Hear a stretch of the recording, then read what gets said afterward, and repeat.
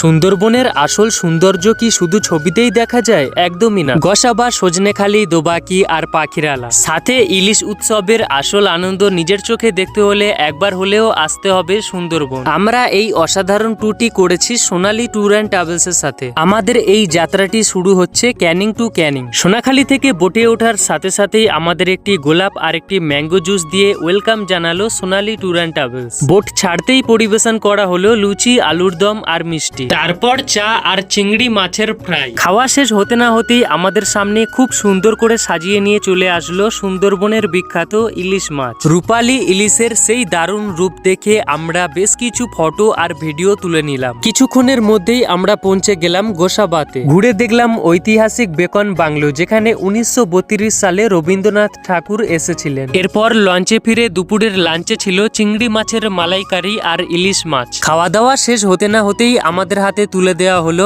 একটি তাজা পেয়ারা, আর সেটা খেতে খেতেই আমরা পৌঁছে গেলাম পাখিরালা। এখানে ছিল আমাদের হোটেল মিলন তিথি। সত্যি রুমটা যেমন দুর্দান্ত, তেমনি রুমের ভেতরটা ছিল জাস্ট দেখার মতো। সন্ধ্যায় প্রথমে দেওয়া হলো গরম গরম চা আর চাউমিন, তার ঠিক পরেই আমরা উপভোগ করলাম সুন্দরবনের বিখ্যাত আদিবাসী ঝুমুর নাচ, যা দেখতে সত্যি খুব সুন্দর লাগছিল। আর সবশেষে রাতের খাবারের মেনুতে আমাদের দেওয়া হলো গরম গরম ভাত আর মটনের ঝোল, যা খেয়ে আমাদের প্রথম দিনটা একদম জমে গেল। পরের দিনটা শুরু হলো সজনেখালি দিয়ে, যেখানে একজন লোকাল গাইড আমাদের সাথে ছিলেন, যিনি আমাদের পুরো জায়গাটি খুব সুন্দর করে ঘুরিয়ে দেখাচ্ছেন। এখানে আমরা প্রথমে দেখলাম কচ্ছপের একটা বড় পুকুর, আর তার থেকে ঠিক একটু এগিয়ে গিয়ে দেখলাম একটি বড় অ্যাকোরিয়াম, যেখানে বেশ বড় বড় কচ্ছপ রাখা ছিল। ওয়াচ টাওয়ারের উপর থেকে সুন্দরবনের চারিপাশটি দেখে সত্যি মনটা জুড়িয়ে গেল। লঞ্চে ফিরে সকালের ব্রেকফাস্ট করতে করতেই আমরা উপভোগ করলাম সুন্দরবন নদীর অপূর্ব